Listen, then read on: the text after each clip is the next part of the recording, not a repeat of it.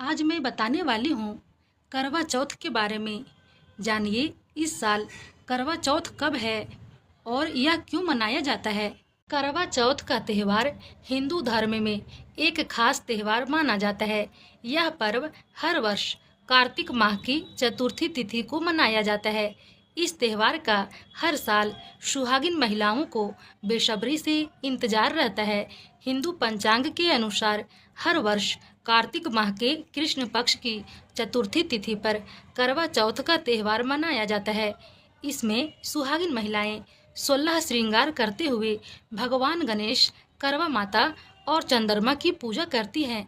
करवा चौथ पर सुहागिन महिलाएं सूर्योदय होने पर निर्जला व्रत रखते हुए चंद्रोदय पर चंद्रमा के दर्शन करने के बाद व्रत का पारण करती हैं।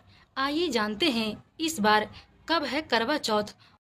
हिंदू पंचांग के अनुसार कार्तिक माह के कृष्ण पक्ष की चतुर्थी तिथि की शुरुआत इस वर्ष 9 अक्टूबर को रात 10:54 पर होगी और इसका समापन 10 अक्टूबर को शाम 7:38 पर होगा। ऐसे में उदया तिथि के अनुसार करवा चौथ का व्रत 10 अक्टूबर को मनाया जाएगा। करवा चौथ पर पूजा करने का शुभ मुहूर्त 10 अक्टूबर को शाम 5:16 से लेकर 6:29 तक रहेगा। वहीं 10 अक्टूबर को चंद्रोदय का समय 7:42 पर होगा। करवा चौथ का महत्व। करवा चौथ का पर्व बड़े ही उत्साह और जोश के साथ मनाया जाता है। इन दिन सुहागिन महिलाएं निर्जला व्रत रखती हैं और शाम के समय करवा माता की पूजा और चंद्र दर्शन करने के बाद व्रत का पारण करती हैं। ऐसी मान्यता है कि कार्तिक माह के कृष्ण पक्ष की चतुर्थी तिथि पर दिन भर बिना खाए पिए व्रत रखते हुए शाम के समय चंद्रमा के दर्शन करने और पूजा से पति की लंबी आयु और जीवन में सुख समृद्धि का आशीर्वाद मिलता है। इससे वैवाहिक जीवन में खुशियों का आगमन होता है और अखंड सौभाग्य की आशीर्वाद मिलता है। जानिए करवा चौथ व्रत की शुरुआत कैसे हुई। पौराणिक मान्यता के अनुसार पति की लंबी उम्र के लिए व्रत की परंपरा सतयुग से चली आ रही है। इसकी शुरुआत सावित्री के पवित्रता धर्म से हुई। जब यम आए तो सावित्री ने अपने पति को ले जाने से रोक दिया और अपनी दृढ़ प्रतिज्ञा से पति को फिर से पा लिया। तब से पति की लंबी उम्र के लिए व्रत किए जाने लगा। करवा चौथ की पूजा विधि। करवा चौथ के दिन सुहागिन महिलाएं शाम को लकड़ी की चौकी पर लाल वस्त्र बिछाकर इस पर भगवान शिव, माता पार्वती, कार्तिक जी, गणेश जी की प्रतिमा या तस्वीर को स्थापित करते हैं। एक लोटे में जल भरकर उसके ऊपर त्रिफल रखकर कलावा बांध दें और दूसरा मिट्टी का टोटीदार करवा लेकर उसमें गेहूं भरकर व ढक्कन में शक्कर भर दें। उसके ऊपर दक्षिणा को रखें। रोली से करवे पर स्वास्तिक बनवाएं। इसके बाद धूप, दीप, अक्षत व पुष्प चढ़ाकर भगवान का पूजन करें।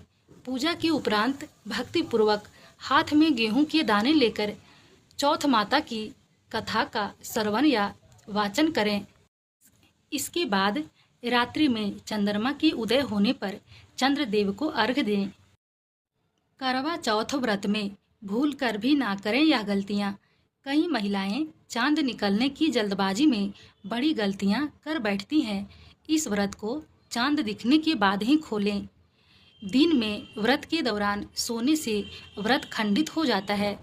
इससे बचने के लिए व्रत कथा सुने, मंत्रों का जाप करें और भक्ति गीत सुने।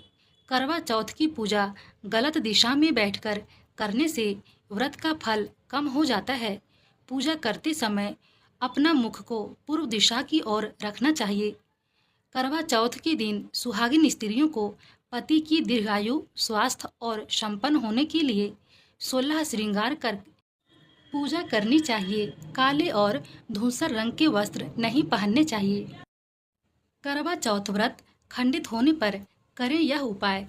करवा चौथ व्रत की सबसे मुख्य रस्म है यही है कि सुहागिन महिलाएं चंद्रमा को जल से अर्घ्य देकर छलनी से पति को देखती हैं और फिर उनके हाथों से पानी पीकर व्रत खोलती हैं।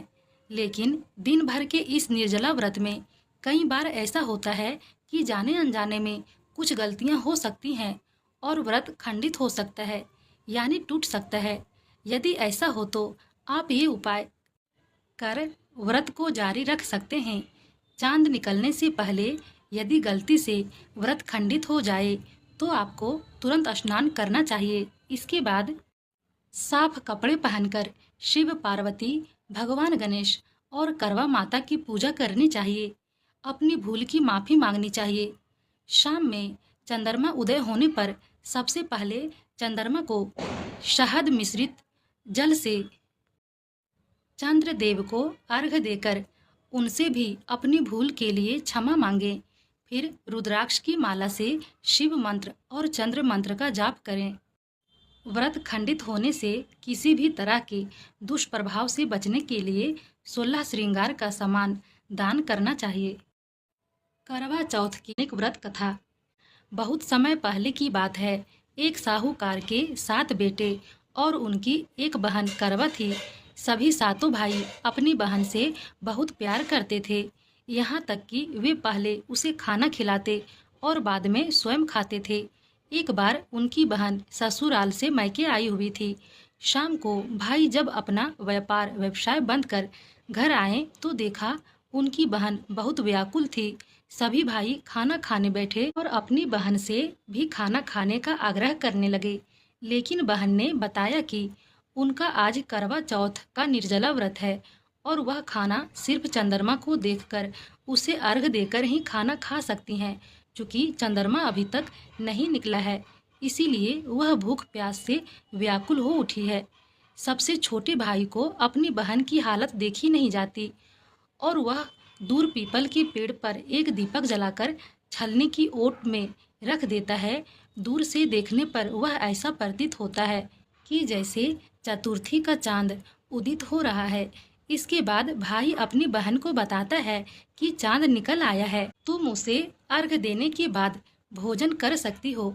बहन खुशी के मारे सीढ़ियों पर चढ़कर चांद को देखती है, उसे अर्घ देकर खाना खाने बैठ जाती है।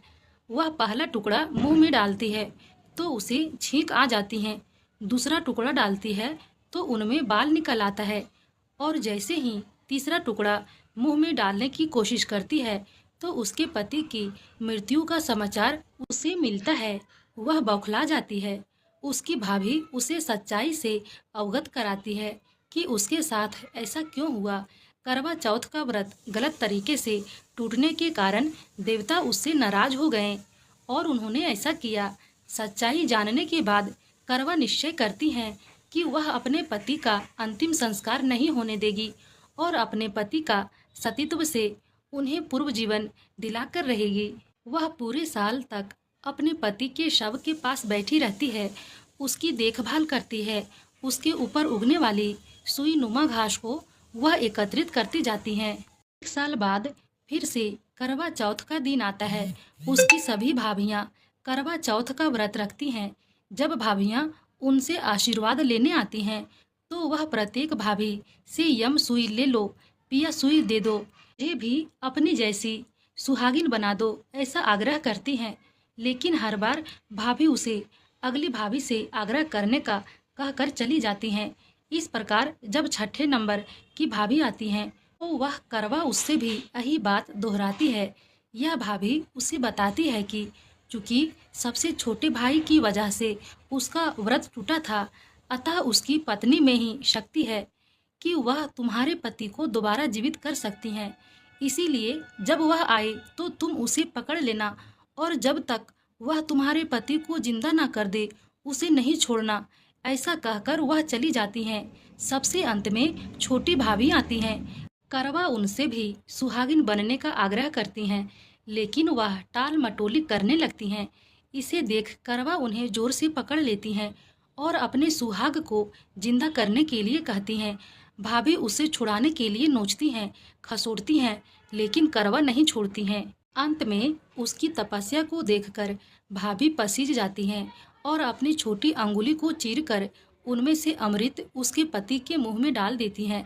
करवा का पति तुरंत श्री गणेश कहता हुआ उठ बैठता है। इस प्रकार प्रभु कृपा से उनकी छोटी भाभी के माध्यम से करवा को अपना सुहाग वापस मिल जाता है। हे श्री गणेश, माँ गौरी, जिस प्रकार करवा को चिर सुहागन का वरदान आपसे मिला है, वैसे ही सब सुहागिनों को मिले।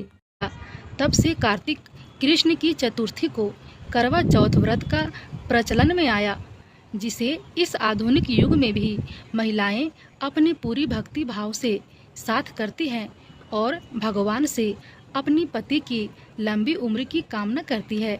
यह वीडियो कैसा लगा कमेंट बॉक्स में ज़रूर ही बताएं।